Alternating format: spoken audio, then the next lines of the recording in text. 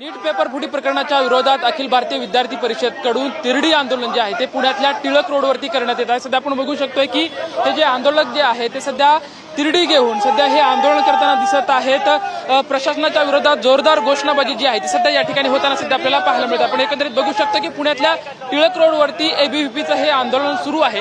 कशा संदर्भात तुम्ही आंदोलन करताय? आम्ही विद्यार्थ्यांवर जो काही एनटीएच्या माध्यमातून अन्याय होतोय, विद्यार्थ्यांनी विश्वास ठेवून एनटीए प्रशासनावर विश्वास ठेवून एनटीएने जे काही परीक्षा घेतील ते कंडक्ट करायचा प्रयत्न केला, पण वारंवार जी काही पेपर फूट होते याचा आम्ही पूर्णपणे निषेध व्यक्त करतो आणि आमची एकच मागणी आहे की जो कोणी याच्यामध्ये दोषी पकडला जाईल त्याच्यावर कठोरात कठोर कारवाई करून विद्यार्थ्यांना न्याय मिळावा। तिरडी आंदोलनच का? खरं तर तिरडी आंदोलन हे प्रतिकात्मक स्वरूप आहे, कारण सध्याचं प्रशासन एनटीए प्रशासन पूर्णपणे झोपलेलं आहे आणि त्यांनाच आम्ही श्रद्धांजली म्हणून ही तिरडी यात्रा काढलेली आहे। बघू शकतोय खरं तर प्रशासन झोपलेलं आहे आणि त्याच्या विरोधात आम्ही हे तिरडी आंदोलन काढणार आहे अशी प्रतिक्रिया हे आंदोलनकर्ते देताना दिसत आहेत। आपण बघू शकतोय की हे एबीव्हीपीचे सर्व कार्यकर्ते आहेत, आंदोलनकर्ते आहेत आणि खांद्यावरती तिरडी घेऊन पुण्यातल्या एसपी कॉलेज पासून सध्या टिळक रोडनी हे आंदोलन सध्या सुरू असल्याचं चित्र जे सध्या आपल्याला पाहायला मिळत आहेत।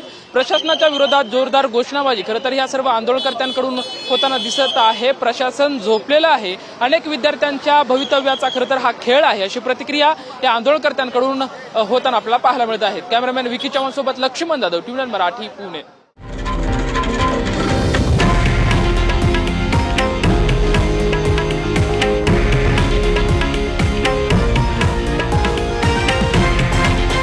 हे आहे देशातील नंबर 1 न्यूज नेटवर्क आणि आपण पाहत आहात TV9 मराठी, एकमेव।